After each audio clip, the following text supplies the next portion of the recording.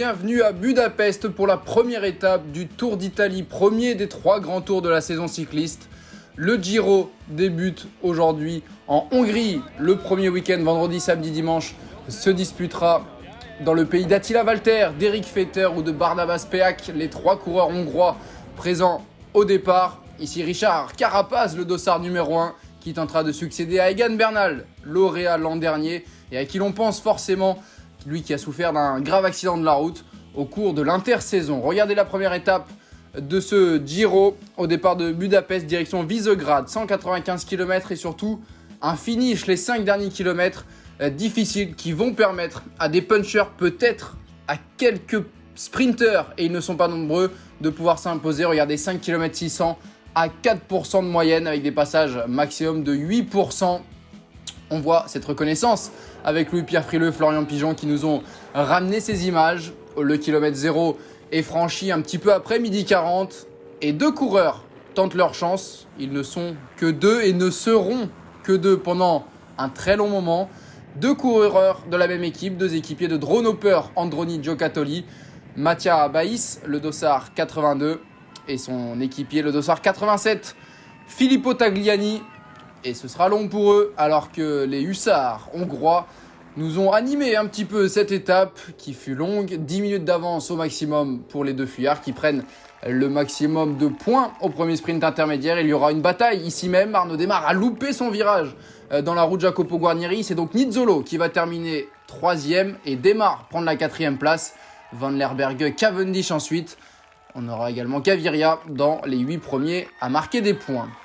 La formation IF roule en tête de peloton pour Magnus Cort. On voit également l'Alpecin Phoenix pour Mathieu Van Der Poel et la Lotto Soudal pour Caleb Ewan qui peut-être passer l'Intermarché ou Antigobert pour Binyam Girmay. Les échappés ont été repris à 13 km de l'arrivée et ensuite ça va rouler très vite pour se placer. Tout le monde veut être à 5 km le mieux placé. Ce ne sera pas le cas de ces 3 coureurs. Eric Fetter, mais également Harm Van Hoek, le Belge de la Lotto Soudal, et Jan Tratnik, le Slovène de la Bahrain Victorious, qui ont chuté. Regardez ce virage à droite, 5 km 700. Tout le monde voulait être placé ici. Ceux qui veulent jouer la victoire d'étape, comme c'est le cas de Mathieu Van Der Poel, idéalement placé dans la roue de Dries de Bondt en 4e position. Et une attaque, la première dans ce final, c'est Laurens Nassen, le Belge d'AG2R, Citroën, la mondiale, pour la formation française. Belle offensive, mais regardez derrière, Lennart Kamna qui est sorti comme un boulet de canon. L'Allemand de la Boransgrohe qui pourrait faire un énorme coup en allant s'imposer et en prenant le premier maillot rose de ce Giro, mais il est ramené à la raison dans le final. La formation Intermarché ou Antigobert qui emmène fort au passage sous la flamme rouge alors qu'Arnaud Démare est distancé. Davide Formolo qui va essayer d'anticiper également. Mathieu Van Der Poel qui est pour l'instant bien caché. Caleb Ewan qui est là dans la roue de Bilbao. Il a un petit trou à boucher, Caleb Ewan. Van Der Poel est assez loin. Il a marqué Binyam Girmay. Il est dans sa roue.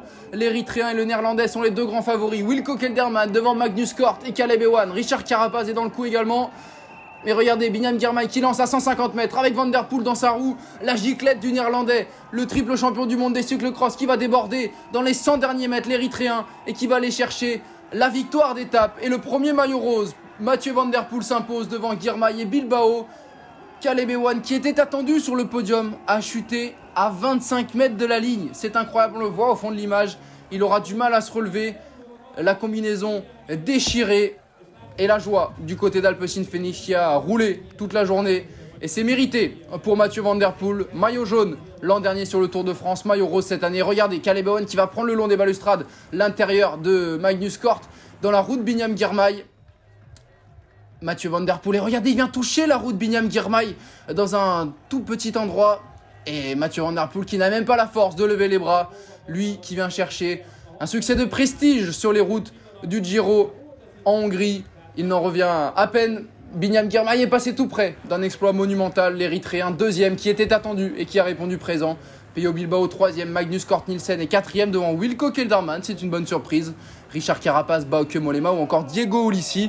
Les principaux favoris étaient au rendez-vous. Le maillot rose sur les épaules de Mathieu Van Der Poel et c'est logique. Il est également le maillot cyclamen de meilleur sprinter. Dans le reste du classement, Roi Almeida est 14e, Bentelet 15e, Van Sevenant 17e, Romain Bardet est 22e entre Nibali et Landa. Simon Yates est juste derrière lui, 24e, Valverde 26e. L'étape de demain, ce sera un contre-la-montre. La deuxième étape entre Budapest et Budapest. Avec attention, une arrivée difficile, 9 km 200 à parcourir.